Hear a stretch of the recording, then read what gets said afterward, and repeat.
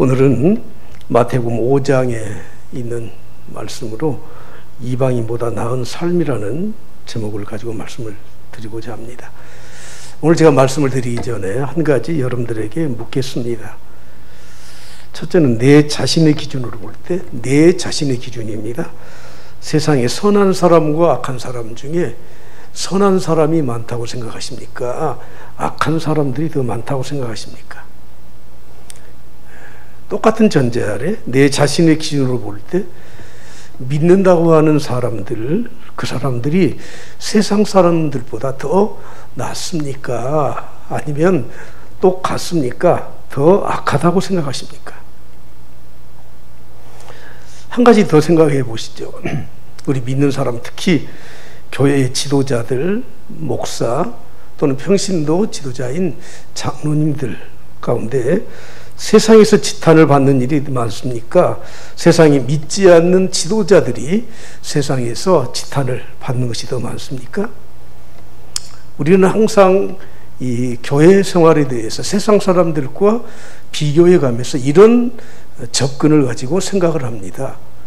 그러나 저는 오늘 여러분들에게 이렇든 저렇든 세상 사람들이 이렇게 말을 하든 저렇게 말을 하든 또는 내가 어떤 생각을 가지고 있든 그것에 귀를 기울이지 말고 우리는 순수하게 하나님 말씀대로 성도의 본분을 따라서 주님 말씀대로 살아갈 것을 먼저 전제하고 이 말씀을 드리고자 합니다. 성경은 우리에게 분명히 말씀하고 있습니다.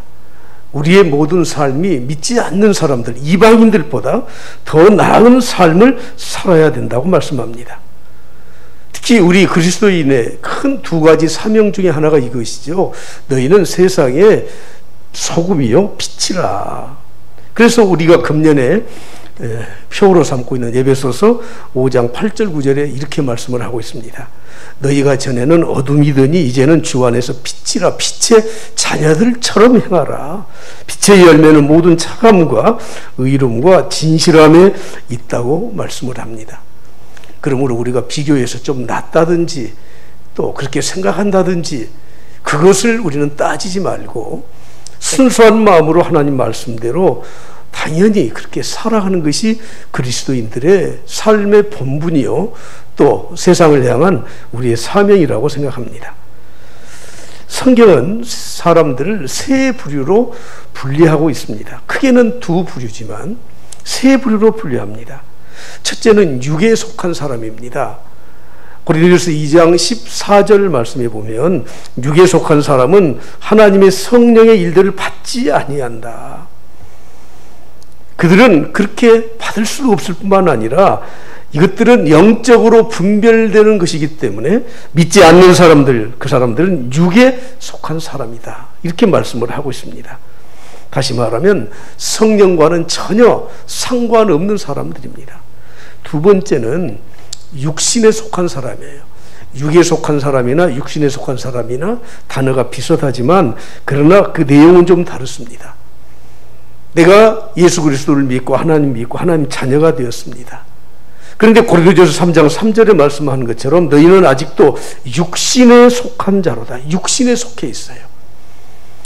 영적으로는 거듭났다고 하지만 그러나 육신에, 다시 말하면 아직도 세상적 가치관을 가지고 옛사람을 버리지 못하고 세상 사람들과 똑같은 삶을 사는 그런 사람들. 분명히 그 사람들은 육에 속한 사람들은 아니지만 육신에 속한 사람이라고 성경은 말씀하고 있습니다. 세 번째는 영에 속한 사람들이에요. 이 사람들은 신령한 사람들이라고 성경은 말씀하죠. 고린도전서 3장 1절에 보면 형제들아 내가 신령한 자들을 대함과 같이 너희에게 말할 수 없다. 신령한 사람이 아직 못됐다. 아직도 육신에 거하고 있다. 고린도 교인들에게 그렇게 말씀을 하고 있습니다. 우리가 하나님의 자녀로 거듭난 후에 영적 성장과 성숙을 통해 거룩하고 신령한 삶을 사는 영적인 사람, 다시 말하면 영에 속한 사람들로 살아가야 되는데, 이런 사람들을 신령한 사람, 영에 속한 사람이라고 말씀을 하고 있습니다. 오늘 우리가 봉독한 말씀은 마태복음 5장에 있는 말씀인데, 마태복음 5장부터 7장까지를 산상수훈이라고 합니다. 산상수훈은 예수님이 새로운 시대, 신약 시대를 살아가는 그리스도인들 우리에게 새로운 법을 주신 내용으로 기록이 되어 있습니다. 그래서 마태복음 5장 7절 말씀에 보면, 내가 율법이나 선지자를 폐하러 온 것이 아니다. 내가 폐하러 온 것이 아니라 완전하게 하러 왔다고 성경은 말씀하고 있습니다. 그래서 산상수훈의 첫 번째 메시지는 우리가 추구해야 될 복에 관련된 말씀입니다. 마태복음 5장 1절부터 3절을 보십시오. 예수께서 무리를 보시고 산에 올라가 앉으시니 제자들이 나아온지라. 산에 올라가서 제자들에게 말씀하셨기 때문에 산상수훈 이렇게 부르는 거죠. 이불을 열어 가르쳐 이르시되, 뭐라고 말씀합니까? 첫 번째 주님이 가르치신 말씀이 심령이 가난한 자는 복이 있나니 천국이 그들의 것입니다. 여러분, 세상 사람들이 추구하는 복의 개념과 전혀 다른 겁니다. 주님은 산 위에서 예수 그리스도의 제자들에게, 신약시대 예수 그리스도를 믿고 사는 우리들에게, 새로운 언약의 중보자이신 주님이 우리에게 새로운 추구해야 될 법과 가치를 주셨는데, 그것이 바로 우리가 누려야 될 축복의 8가지 복을 말씀하고 있습니다. 그러면서 우리에게 주님은 말씀하십니다. 너희는 세상의 소금과 빛이다. 우리들이 세상에서 살아가야 될 그리스도인들의 역할, 사명을 우리에게 단정적으로 말씀하고 있습니다. 그리고 천국 백성인 우리 천국 시민들은 믿지 않는 사람들보다 의의 수준이 높아야 된다는 것이에요. 바리새인들보다 낫지 못하면 하나님 백성의 자격이 없다고 말씀을 하고 있습니다. 율법을 폐하러 오신 분이 아니라 완전히 이루려고 오신 그 주님께서 지극히 작은 것 하나라도 버리지 말고 다 지켜 행해서 바리새인과 서기관들보다 더 나은 삶을 살아라. 그런 도덕과 윤리로 살아가라고 말씀을 하고 있습니다. 마태복음 5장 20절에 말씀하죠. 내가 너희에게 이르노니 너희 의가 서기관과 바리새인보다 더 낫지 못하면 결코 천국에 들어가지 못할 것이다. 우리가 바리새인과 서기관들보다, 서기관들과 바리새인들보다 더 높은 수준의 윤리와 도덕, 천국 백성으로서 살아가야 될 법도를 지키고 살아가야 된다는 것입니다. 그런데 율법의 준수의 새로운 기준을 말씀하시죠. 살인하지 말라. 여러분, 살인이 무엇입니까? 사람을 죽이는 것입니다. 그러나 주님은 말씀하십니다. 형제에게 노하는 자마다 이미 살인을 했다. 간음하지 말라. 주님은 이렇게 말씀하십니다. 이미 음욕을 품는 자마다 이미 간음을 했다. 거짓 맹세하지 말라. 오직 예 아니오만 말하라. 여러분, 우리는 사람들에게 또 하나님께 우리가 책임지지도 못할 맹세를 해요. 그래서 사람들에게 인심을 써요. 악한 마음을 숨기고 우리가 다른 사람에게 속일 때 때로는 내가 꼭 이렇게 할 거야 하는 말들을 해요. 그래서 우리 주님 말씀하십니다. 절대 맹세하지 말라. 인간의 능력은 한계가 있다. 그러면서 우리에게 율법을 지켜나가야 될 새로운 기준을 말씀하십니다. 사랑하는 성도 여러분, 오늘 우리가 살고 있는 이 시대는 인본주의의 사상이 만연된 시대 속에서 살아가고 있습니다. 인본주의가 무엇입니까? 사람이 최고입니다. 그래서 하나님도 내가 살아가는데 도움이 되면 그 하나님을 끌어들여요. 종교생활도 그렇습니다. 내가 이 땅에서 그래 무언가 좀 의지할 게 있어야 돼. 그래서 종교를 자기들이 선택을 해요. 하나님을 선택을 해서 살아가요. 이것이 인본주의의 근본적인 인간의 타락한 마음이에요. 우리는 하나님 중심으로 살아야 돼. 그럼에도 불구하고 종교를 빙자한 많은 이 세상 사람들이 자기의 선을 앞세우려고 하는 인본주의적 사고를 가지고 살고 있다는 거예요. 그래서 어쩌면 교회 안에 종교적 사기꾼들이, 좀 말이 거칠었죠. 종교 사기꾼들이 너무 많아요. 하나님도 자기의 삶에 끌어들여요. 그래서 내 삶에 이익이 되면 거짓 맹세도 하고 경건한 척도 하고 외식도 하고, 여러분 그렇게 살고 있는 것이 오늘 우리 현대인들의 삶의 한 부분이 아닐까요? 하나님의 이름으로 자신의 이익을 위해서 불의를 행하는 자들이 허다하게 많다는 것입니다. 그래서 하나님은 우리에게 분명하게 말씀을 합니다. 너희들의 삶을 신행일치, 믿는 대로 말하고 말한 대로 행동하면서 지켜라, 순종하며 살아라. 우리에게 분명하게 말씀을 하고 있습니다. 자, 그럼 오늘 본론으로 들어가서 주님이 우리에게 세상 믿지 않는 이방 사람보다 어떻게 더 나은 삶을 살아라고 말씀하시는지를 보겠습니다. 오늘 본 말씀 읽었죠. 38절부터 39절에 있는 말씀입니다. 또 눈은 눈으로 이는 이로 갚으라 하였다는 것을 너희가 들었으나 나는 너희에게 이르노니 악한 자를 대적하지 말라. 누구든지 내 오른편 뺨을 치거든 왼편도 돌려대며. 여러분 여기에 38절에 눈은 눈으로 이는 이로, 여러분 이 말씀은 동해 보복법이, 내가 해를 당한 것만큼만 보복을 해라. 우리는 동해보복법이라고 우리가 이름을 붙였습니다.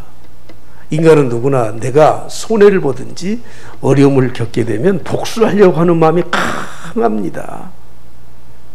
그래서 구약에서 하나님은 우리에게 말씀하셨습니다. 그래, 너희들 마음 내가 이해한다.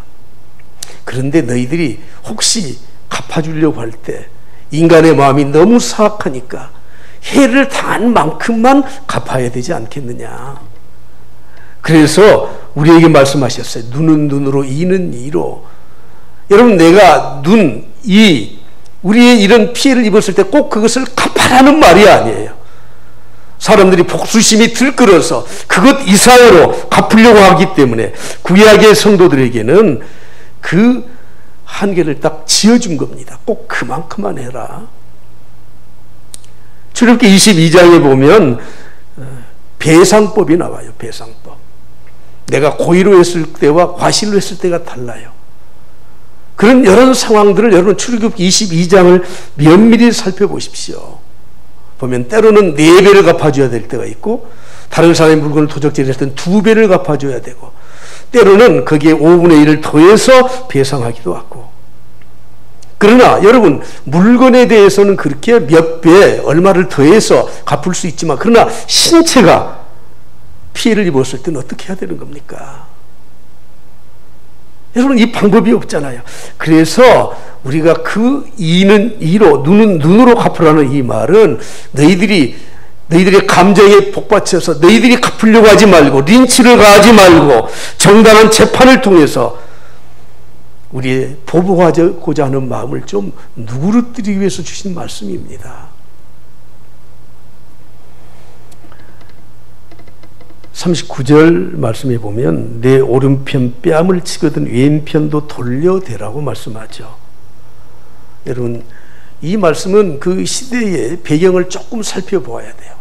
자, 여러분 성경은 왼손잡이는 장애인으로 취급을 해요. 그래서 오른손을 가지고 오른편 뺨을 어떻게 때립니까? 상대방이 앞에 있는데 오른손으로 왼편 뺨을 때릴 수밖에 없잖아요. 그러나 오른손으로 오른편 뺨을 치려고 하면 손등으로 쳐야 되네요. 손등으로. 그런데 손등으로 상대방의 뺨을 때리는 것은 그때 당시 최고 인격 모독을 상징하는 것입니다.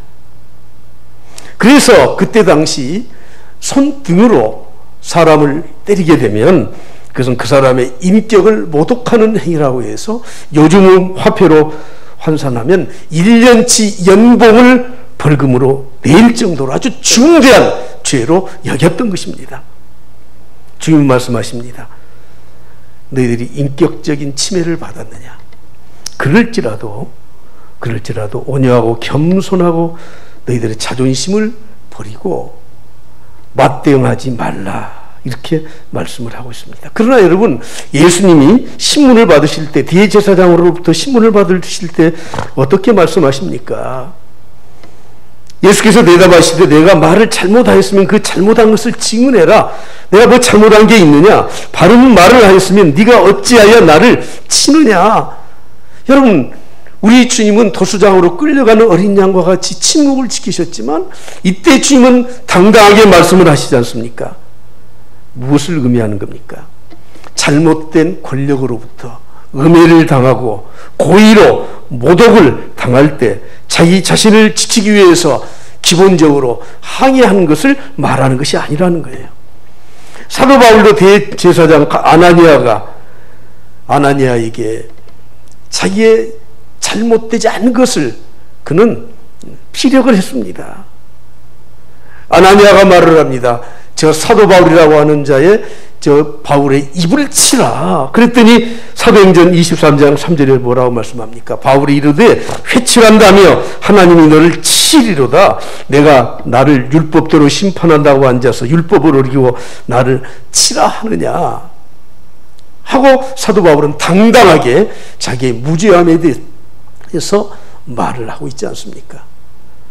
여러분, 때로는 사람들에게 인간의 존엄권, 우리 인격을 짓밟힐 때가 있습니다. 그럴 때 우리는 이방인들과 다르게 어떻게 해야 됩니까? 오른편 뺨을 치거든 왼편도 돌려대는 마음을 가지고 그들을 긍휼히 여기는 마음으로, 내 인격이 짓밟힌다고 해도 우리는 대신 그들에게 보복하지 말라고 한 그런 말씀입니다. 오늘 본문의 말씀 보십시오. 40절에 또 이렇게 말씀하죠. 또 너를 고발하여 속옷을 가지고자 하는 자에게 겉옷까지도 가지게 하라. 여러분, 유대인들에게 특히 가난한 사람들의 이 겉옷은 너무너무 소중한 겁니다. 그런데 너무 힘들고 어려워서, 경제적으로 어려워서 우리에게 속옷을 요구하려고 하는 그런 사람들이 있을 때, 무엇인가 우리에게 요구하려고 하는 사람들에게 이 겉옷은 자기의 생존권이거든요. 그런데 이 생존권까지도 우리는 다른 사람을 위해서 줄 수 있어야 된다 하는 것입니다. 구약 성경에서는 말씀합니다. 겉옷을 저당 잡았을 때는 절대 해가 지기 전에 돌려주어라. 왜냐하면 그 겉옷은 그 사람이 거쳐야 될 집과 같은 것이고 이불과 같은 것이고 생명을 보존해야 하는 것이기 때문에, 그럼에도 불구하고 주님은 우리에게 말씀하십니다. 속옷을 달라고 하는 자에게 어떻게 하라고요? 겉옷까지 내어 주어라, 이렇게 말씀을 하고 있습니다. 가난한 자가 자신에게 필요한 것을 요구할 때 어쩌면 나의 이 안락권, 내 생존권까지 포기하고 그들에게 줄 수 있어야 한다고 하는 것입니다. 41절에 또 이렇게 말씀합니다. 또 누구든지 너를 억지로 오리를 가게 하거든 그 사람과 심리를 동행해라. 여러분, 억지로 오리를 가게 하는 사람이 누구예요? 나보다 권력이 있는 사람, 힘 있는 사람, 예수님 당시에는 로마의 군인들과 같은 그런 사람들이 우리에게 억지로 오리를 가자고 할 때 우리는 자발적으로 가주라, 그 말이에요. 여러분, 불신자와 원수의 나라까지도 하나님의 살아계심에 대해서 우리가 보여줄 수 있어야 되지 않겠습니까? 예수님이 십자가에 못 박혀 돌아가실 때 로마의 백부장이 뭐라고 말을 합니까? 이 사람은 진정 하나님의 아들이었다 고백하지 않습니까? 주님의 그런 모습을 보고 그는 깨닫고 감탄을 하게 된 것입니다. 특별히 꾸고자 하는 자에게 거절을 하지 말라고 말씀하죠. 우리의 재산권까지도 거절하지 말고 주어라, 그 말이에요. 어쩌면 억지로 도적질을 해가거나 깡패질을 해서 내 재산을 훔쳐가려고 하는 사람들, 그 사람들을 가리키는 것이 아닙니다. 극빈자가 생계형으로 나에게 도움을 요청할 때는 절대 거절하지 말라는 것입니다. 제가 존경하고 잘 아시는 목사님, 이미 이제는 고인이 되셨지만 6.25 이후에 사람들이 다 힘겹게 어렵게 사니까 그때는 이 구걸을 하는 사람들이 참 많았었습니다. 교회에 앉아 있으면 어떤 분이 교회에 노크를 하고 들어오시면서 목사님 좀 뵐까요? 그 목적은 항상 같아요. 근데 한 사람은 유달리 이 큰 창호지에다가 큰 붓글씨로 꾸고자 하는 자에게 거절하지 말며 산상수훈의 몇 구절을 가지고 와서 목사님한테 이런 말씀이 성경에 있지요. 그리고는 돈을 요구한다는 거예요. 그분은 성자 목사님으로 유명하신 분이에요. 그래서 두툼하게 그래 얼마나 힘들면 그렇습니까? 하고 돈을 건네주었다는 거예요. 그런데 목사님들끼리 또 모여서 이야기하다 보니까 깐깐한 목사님이 한 분 계셨는데 그분은 그 속내를 다 알고 그 창호지를 내밀 때 그 창호지를 그 구걸하는 사람에게 돌렸대요. 그리고 당신이 한번 읽어보시오. 당신이 선을 베풀고 살아야 되지 않습니까? 그리고 돌려보냈다는 겁니다. 그러나 논리적이고 합리적인 어떤 목사님은 이렇게 했대요. 그 사람이 공짜로 그냥 돈을 그렇게 주면 그것은 그 사람에게도 유익이 되지 않을 것 같아서 교회 구석구석을 그리고 청소하도록 할 것도 없지만 그래서 약간의 노동을 제공을 하도록 하고 그리고 하루 품삯을 주어서 돌려보냈다고 하는 것입니다. 여러분, 우리는 우리의 재산권까지도 이기심을 가지고 나 혼자 써야 되겠다, 내 것이다 하는 생각으로 살지 말라는 것입니다. 우리에게 필요한 사람들에게 나눠주라는 거예요. 잠언에 말씀하지 않습니까? 흩어 구제하여도 더 부하게 될 것이라고 말씀을 하고 있습니다. 탈무드에 나오는 이야기입니다. 아버지의 심부름으로 이웃집에 낫을 빌리러 갔다가 거절을 당했습니다. 뻔히 있는 것을 아는데 빌려주지를 않는 거예요. 그 다음날 반대로 그 이웃집에서 낫을 빌리러 왔습니다. 아들이 말을 했습니다. 어제 안 빌려줬잖아요. 탈무드에 이렇게 기록하고 있습니다. 이웃집에서 빌려주지 않았으니 나도 빌려주지 않는 것은 이것은 복수하는 것이다. 그러나 이웃집에서 빌려주지 않았더라도 그래 나는 빌려줘 이 사람아 하고 빌려주는 것은 이것은 증오하는 마음이다. 그러나 이웃집에서 빌려주었든지 빌려주지 않았든지 상관없이 나는 그를 사랑하는 마음으로 정말 그 사람을 깨끗한 양심으로 빌려주는 것, 그것은 긍휼의 마음이라고 말을 하고 있습니다. 여러분, 우리가 세상을 살아가면서 대인관계에서 이런 경우가 많이 있지 않습니까? 우리는 이방 사람들보다 더 나은 삶을 살아야 돼요. 당연히 하나님 백성으로서 우리는 육에 속한 사람도 아니고 또 육신에 속한 사람으로 살아서는 안 되고 신령한 사람, 영에 거하는 사람으로 살아야 되면 이런 삶을 사는 것이 너무 당연하다고 하는 것입니다. 또 한 가지 우리의 실제적인 문제에 대해서 말씀하고 있습니다. 나를 박해하는 자, 나를 힘들게 하는 사람들, 그 사람들에게 우리는 복수하고자 하는 마음이 우리에게 있는데 이것을 다 버려라고 하는 것입니다. 나에게 해를 끼친 어떤 사람도 보호하지 말라고 말씀을 하고 있습니다. 되게 많은 사람들은 십시보상의 권리를 주장하고 있습니다.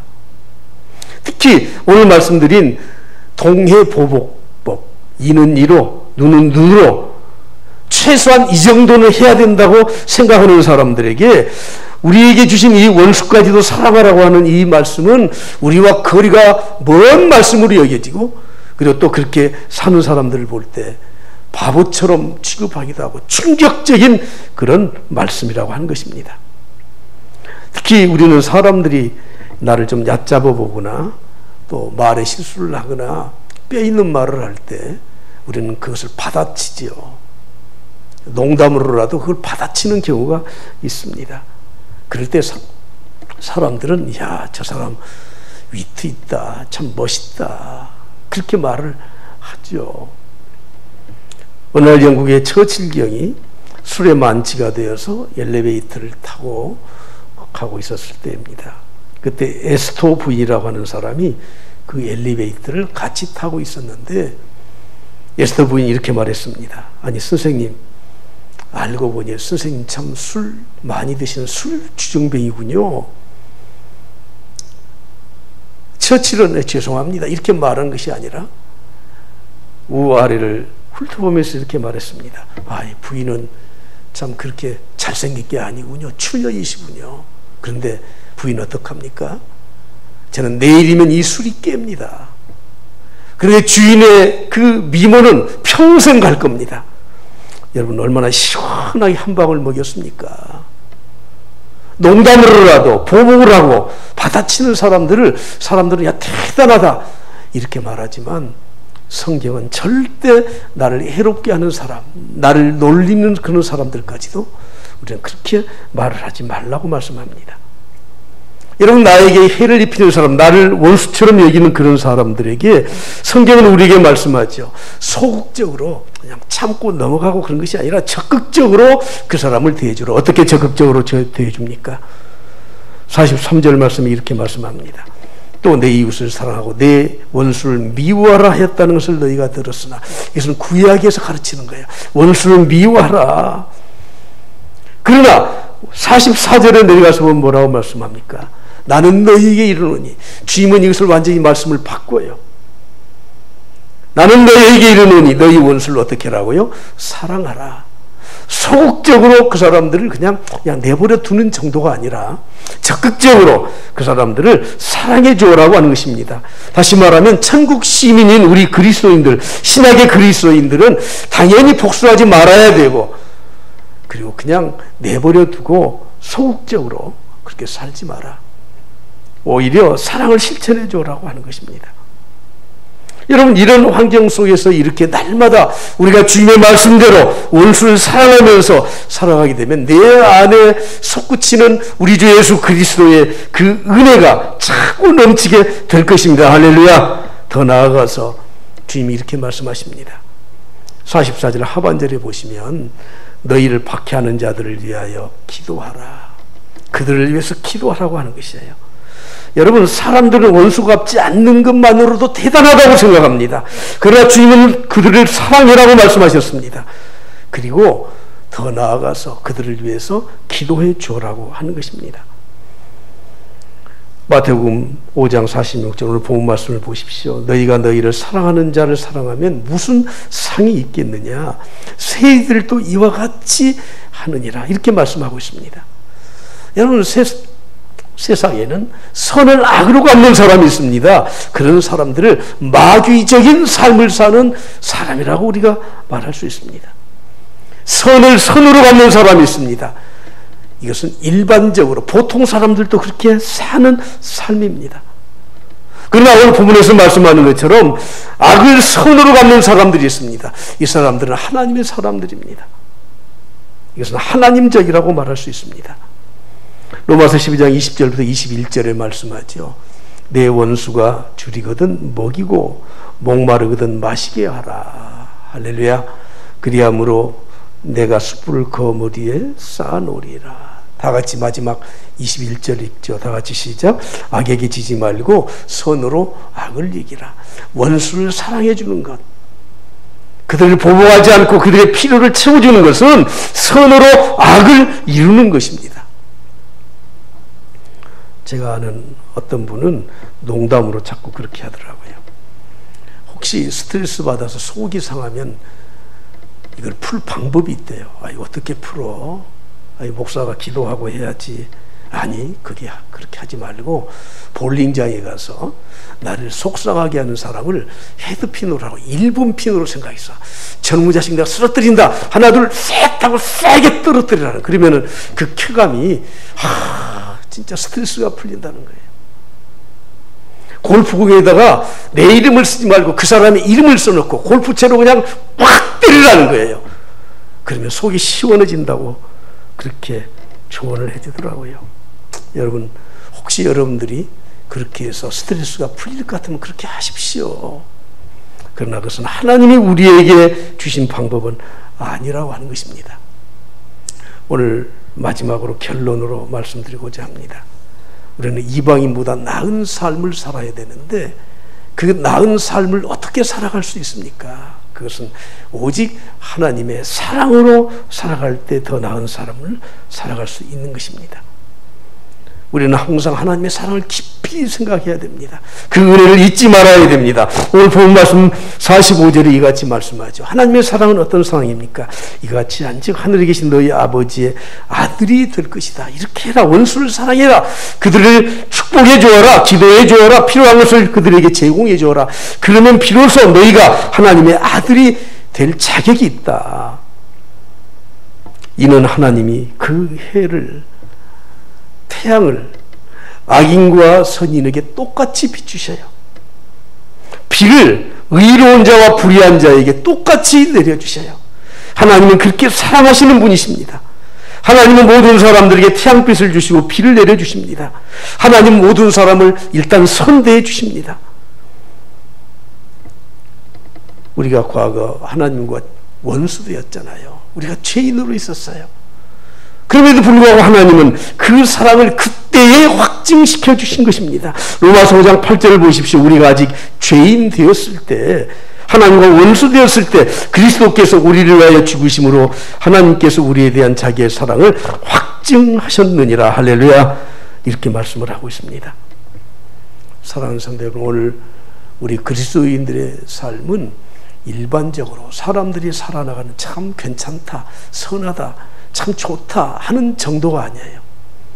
우리가 당연히 해야 될 의무 이상으로 우리는 사랑을 베풀고 하나님 말씀에 순종하여 살아야 될 사람들입니다. 그리할 때 하나님의 아들이라고 하나님은 칭해 주실 것이고, 그리고 하나님이 예비하신 하나님의 은혜와 축복으로 우리에게 갚으실 줄 믿습니다.